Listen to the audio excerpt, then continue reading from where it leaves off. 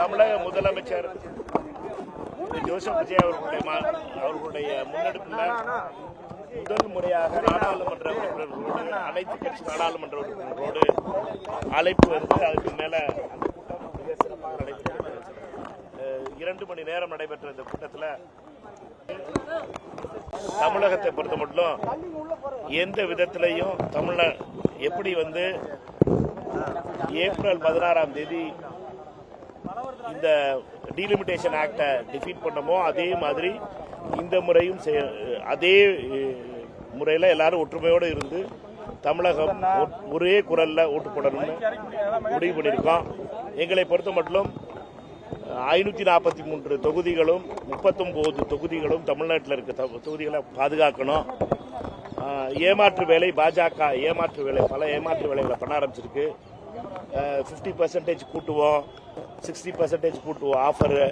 இந்த ஆஃபர் கதையெல்லாம் ஆரம்பித்து கதை கட்டிக்கிட்டு இருக்காங்க பாஜக.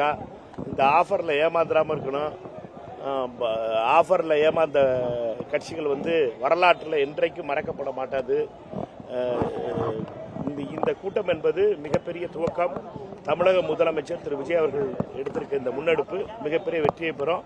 எங்களை பொறுத்த மட்டும் தமிழகத்திற்கு எந்த விதத்திலும் துரோகம் நடக்காமல் பார்த்துக்க வேண்டியது எங்களுடைய வேலை. திமுக அதிமுக 2 பேரும் இதை புறக்கணிச்சிருக்காங்க. அவங்க என்ன சொல்றாங்கன்னா 50% ஈக்குவல் இன்க்ரீஸ் 7.18 வந்து ரீடைன் பண்ணா இது ஒரு ஃபேர் டீலிமிட்டேஷனா இருக்கும் அப்படின்றத கருத்தா வைக்கிறாங்க. There is no fair delimitation. Only a delimitation is going to be unfair to Tamil Nadu. இது வந்து தவறான புரிதல். இது வந்து தமிழ்நாட்டை பொறுத்த மட்டும் தமிழ்நாட்டுக்கு ஒரு ஃபேர் டீலிமிட்டேஷனே கிடையாது. தமிழ்நாட்டை ஏமாற்றுவதற்கான வேலை, தமிழகத்தை ஏமாற்றுவதற்கான வேலை. இது உண்மையிலேயே பாஜக வந்து மிகப்பெரிய அளவில் RSSம் பாஜகவும் செய்கின்ற சதி. இந்த சதியில ஏமாந்துடக்கூடாது. ஃபேர் டீலிமிட்டேஷன் ஒரு வேலையே கிடையாது. டீலிமிட்டேஷனே பெரிய கிமிக்கு. இந்த டீலிமிட்டேஷன் என்பது உண்மையிலேயே தமிழகத்தினுடைய அதிகாரத்தை பிடுங்குவதற்காக நடக்கின்ற சதி.